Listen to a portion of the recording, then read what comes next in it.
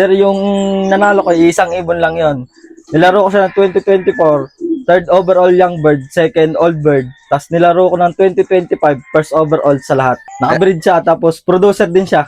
Naganak na rin ng winner. Oo, nung nilaro ko siya ng 2025, yung anak niya, fourth overall champion. Kasama niya sa karera yon.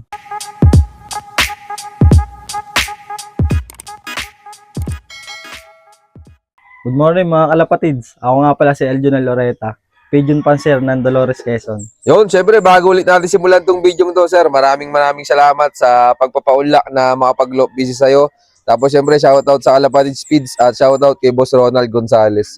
Sir, pwede pong malaman ano po pala naging achievements nyo nitong katatapos lang ng mga karera? Bali, yung huli kong laro is 2025 North. Nakakuha ko ng first overall sa CFU, first overall sa BAPSI, first overall Motor Cup, first overall Pan Race, first overall last 2 laps sa first overall last 3 laps. Ayos, din yung mga kalapatids. Ang astig nung ginawat nung ibon ni sir. Sir, pwede may pasal mo kami sa loob mo. Oh, pwede naman. Yun, tara, mga kalapatids, samahan nyo kami. Let's go. Ang mga kalapatids, welcome kayo dito sa Flyers Loop ko. Tara, akit tayo. Mga kalapatids, so. Simple lang. Ikaw na nag-design nan, sir? Oo, ako nang gumawa sa walo. Pasok tayo, mga kalapatids. Sige, sir. Oh, may ilaw din si sir, mga kalapatids, so. Stay ko.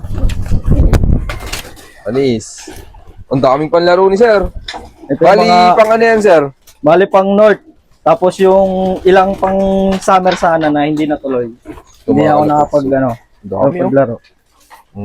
Hindi pa ata nakapagpatuwa si sir. Oo, hindi pa, kararating lang.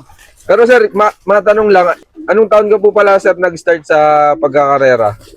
Taong 2019, solo pa lang akong lumalaro dito sa Dolores. Kumusta naman yung unang sabak mo sa karera, sir?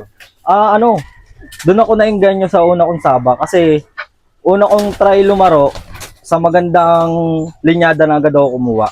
Pwedeng malaman, sir, saan galing yung mga magaganda mong linyada? Una kong linyadang kunuha is yung mga tangalay ni Sir Jonathan Claveria. Yon, yung mga speedbird. Yon, doon ako nainganyo lumaro, tumuloy kasi maganda yung performance sa una. Kasi nung unang laro ko sa linyada ni Sir Claveria, is maganda yung performance. Nakipagsabayan yung ibon niya, laging pumapasok sa top 3, top 2, top 5. Kasi nainganyo ako nung kasi first lap na first time ko ring mag-derby, nag-speed siya ng 1.3. Tapos tuloy-tuloy yon, 1.280, 1.290 hanggang Allen. Kaya nagtuloy na ako ng karera. Saan nawala yung ibon mong yun, sir? Last lap, Tacloban. Oh, sayang, no? Oo. Kung nag-uwi yun o nag-clock, champion yun, panigurado. Tapos nung pangalawang saba ko naman sa karera, yun, pumapasok na sa top 10 yung mga ibong ko, top 8. Yun, hindi na nawawala. Tapos nung 2024, yun, nag-top 3 sa second overall champion ako ng CFU. Tapos nung 2025 yun, first overall champion na. Pwedeng malaman, sir, meron ka po bang naging mentor sa pagkakarera? Ang pinaka-mentor ko si Tol Romel J. Malabonga ng Mauban, Quezon. Anong taon mo siya nakilala? Bali, kababayan ko siya. Siya yung nag-ano sa akin na gamitin ko yung ibon niya. Sir, yung nanalo ko, isang ibon lang yon. Nilaro ko siya ng 2024, third overall young bird, second old bird. Tapos nilaro ko ng 2025, first overall sa lahat. Nagsolo Santa Ana siya ng 2024, bumabagyo ng bagyong Christine. Ayos din nyo, ang tibay nung ibon ni sir, mga kalapatids. Kaya nagpapasalamat ako sa kaibigan ko na nagpahiram sa akin ng ibon, pati sistema niya, pinagamit sa akin. Kaya nakamit ko yung tagumpay ng first overall champion, motor sa old bird. Yan. Sir, pwedeng malaman kung sino po yun, sir? Si Romel J. Malabonga. Yun, Oh. nag-iisang kaibigan ko yan. Mabait yan, ako yan. Yan, congrats sa sir. At tapos, sir, pwede palang makita yung ibon mo nanalo. Oo, pwede. Nasa baba. Nakabreed na, sir. Oo, nakabreed siya, tapos producer din siya. Naganak na rin ng winner. Oo, nung nilaro ko siya ng 2025, yung anak niya, fourth overall champion. Kasama niya sa karera yon. Ayos, oh. Nakauwi nung... Oo, nandiyan hindi siya sa baba. So, yun na, mga kalapatids, samahan nyo kami. Let's go. Ito nga pala mga kalapatis, yung latest winner ko, na si Chris. Ito, mga kalapatids, oh. Sir, ano pong bloodline na ito, sir? 100K. Lubit na ito, mga kalapatids, oh. Ang ganda pating ibon, oh. Doon yung mata mga kalapatids, oh. Pakalinaw. Sir, pwede malaman kung anong baseline ng 100K line na yun?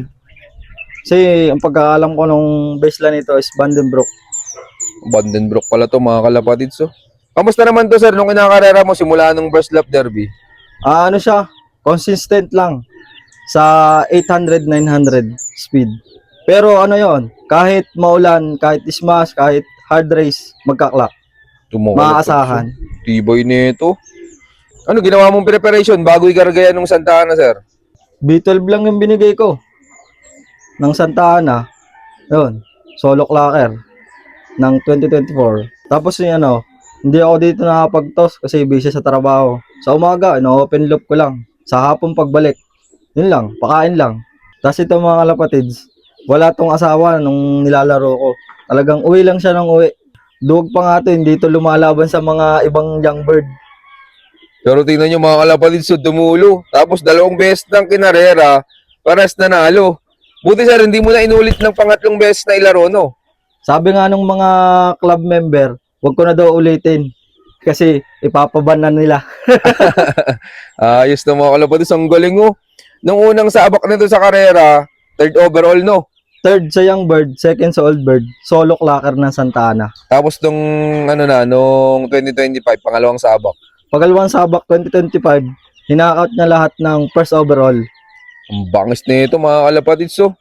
Tapos ang kagandahan pa, nag-anak na rin, sir, ng winner, no? Oo, yung anak niya, 4th overall champion, kasama niya sa karera ng 2025. Ayos, sir, pwedeng makita din. Oo.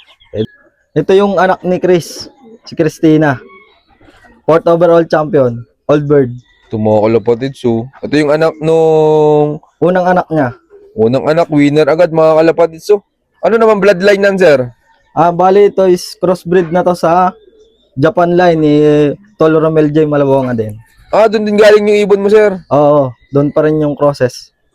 Ano yun, sir? Ikaw yung namili nung pairing o suggestion ni Sir J. Malabonga? Ako yung namili ng gusto kong ipares. Kumbaga, meron ka na lang dito. Pupunta ako doon pag may gusto kong kunin na hindi naman niya tinatanggayan yung mga request ko. Ayos, no? Ang ganda nung samahan nyo.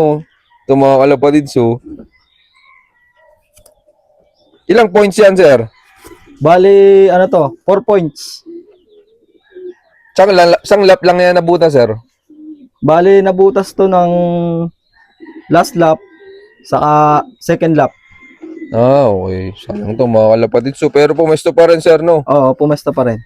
Talagang makikita natin na sobrang hirap ng karera, no? Oo. Tapos, sir, pwede palang malaman anong mga gamit mong supplements dito kapag derby na? Ang ginagamit ko yung turo lang sa amin tol na B12 sa yung digestion pills. Ayun lang gamit mo, sir? Oo, yun lang. Ito yung mga kalapatids, so napaka-basic lang nung gamit ni sir. Ilang beses ka magbigay ng B12, sir? 1 beses lang sa 1 linggo. Yung digestion, everyday. Ayos to mga kalapatids, so. E di anong balak mo na dito sa ibon mong nung, sir? Itong hen, lalaro ko ulit siya ng North. Mahilig ka mag-ulit ng mga ibon mo, no? Oo, kasi yung ulit, ang magbibigay sa'yo ng may tutuunan ka na uuwi talaga. Yan, abangan natin mga kalapatids, tong ibon na to, iulit ni sir. Tapos, sir, baka may magtanong na viewers natin, mag-out ka pa ba ng mga magiging kapatid nan? Sa lahi nito, hindi pa siguro. Kasi ito, unang anak pa lang Wala pang nagiging Hindi mo, marami. inaawat mo agad yung magulang nan sa breeding?